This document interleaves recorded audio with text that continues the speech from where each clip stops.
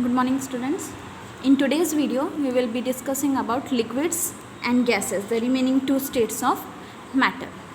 First we will see, as I have already told you, you need to compare the properties of these states of matter in order to remember them and in order to understand their differences. So the very first one that we had discussed in solids was the arrangement of particles. In case of liquids, see here, consider this is a tumbler, it is filled with water, right? When this container is filled with water, whatever the molecules of water are there, they are not as tightly packed as in case of solids. They will be having spaces which are slightly greater than that of solids, and due to that only, due to those spaces only, these particles are capable of showing more movements rather than that of solids. You can see here the spaces are more, the particles are loosely arranged, their vibrations can be observed, their movements can be seen easily, and due to that only, due to these loose arrangements, we are saying loose arrangement by comparing it with solids. So here the particles are loosely arranged. Whatever the liquid may be, it's an oil, milk, water or any other kind of liquid, the particles are loosely arranged.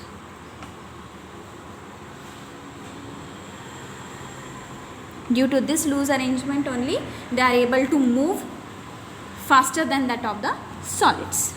Since the arrangement is loose, they are not hard.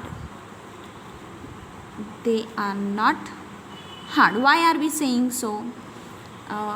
Say hitting a stone will give you pain. Hitting the surface of the water, it may hurt but not as much as that of a solid. It is because these spaces, minute spaces, when anything is entering these liquids, these minute spaces will adjust themselves and allow that object to enter it. So in this manner, it may not hurt or it may not provide such a hard or tough surface there. Next thing, these liquids do not have any perfect shape, they do not have any definite shape. Why is it so? It depends upon the container. Whatever the shape of container you are using, they take the shape of that one. Whether it's a glass, it's a bottle, it's a bucket, whatever it is. So they do not have any definite shape. And instead of saying this, we say that liquids take the shape of the container in which they are put. Take the shape of the container, whatever the container may be, whatever the shape may be. As soon as you fill it, they take its shape and appears to be of the same shape there. So they take the shape of the container. Next, if they do not have the shape, does that mean they do not have mass or volume? No, they have their definite mass and volume. Why is it so? Definite mass and volume. Due to the loose arrangement of the particles, they are changing their shape, but that doesn't mean that having space among the particles will not give rise to mass or volume. Since they are matter, they are occupying space, they have their own mass, because particles are occupying the space there, they are matter, hence they will be having fixed mass and volume. It is a secondary thing that depending upon the liquid, oil, milk, water, the quantities may change, the volumes, the masses may change, but still every liquid has definite mass and volume. Next, compression. Compared to solids, liquids are slightly compressible. Slightly. Solids were the least compressible but liquids are slightly compressible. It is because on putting a lot of pressure on compressing the liquids, they can be contained in smaller containers, and it is all because of the spaces present. Whatever the spaces are present, minute spaces between the particles, they adjust themselves.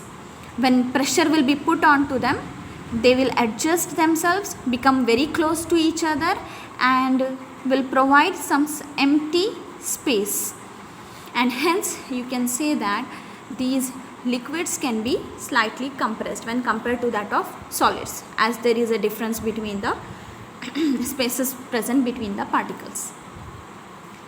Next thing is, just like solids have definite shape, they have definite mass, volume, and they are very hard substances.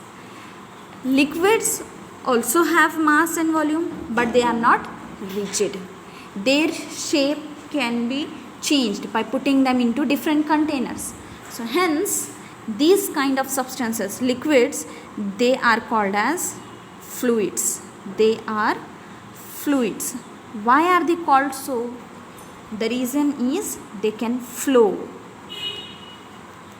When you put a liquid on any surface, depending upon its density, depending upon its arrangement of the particles in it, it will flow either very fast or slowly. Slightly compared to other liquids, it will be a little bit slower, but they can flow, and that property only we call as fluidity. So most of the liquids are fluids. They can flow easily. They can move from one point to another point. So this is about liquids, where we have seen that compared to solids, they are loosely arranged. The particles have slightly greater spaces between them when compared to solids, but they are not hard. These spaces are making them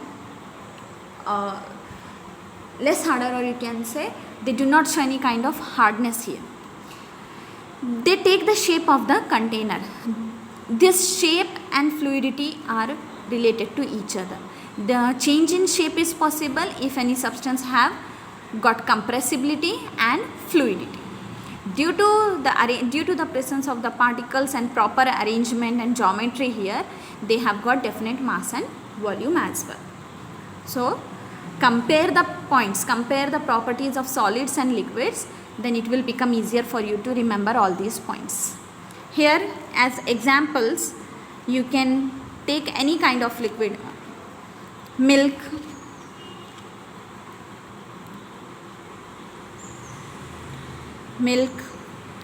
oil, water, the most common liquid that we use, benzene. These are the liquids or solvents that you will study in your higher classes, alcohols, etc. Their density may vary, the quantities may vary depending upon the arrangement of the particles, but still all of these substances possess these properties. Hence they are included under the liquids.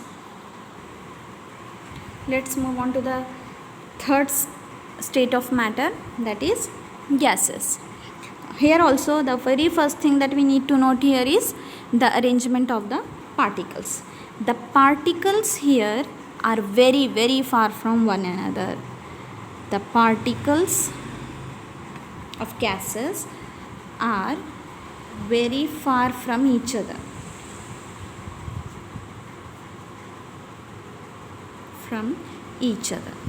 And due to this only, since they are not in complete contact with one another, they show very different properties when compared to that of solids and liquids.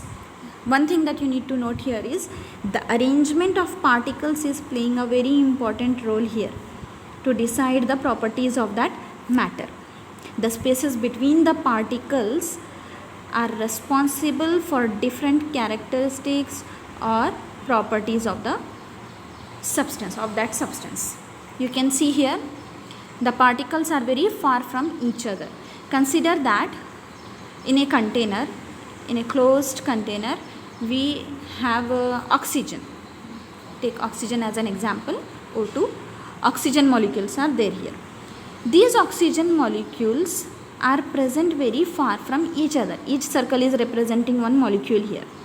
So these particles are very far. You can see the difference in spaces. Too much space is there. When compared to solids and liquids, these particles have too much space between them. And due to this only, due to these particles being scattered very far from each other, they are neither hard nor soft. So we cannot include that point here. They are very far from each other, or you can say they are independent of each other and are free to move here and there. Hence they do not show any hardness or softness. And the next thing is, what about shape, mass and volume? So gases do not have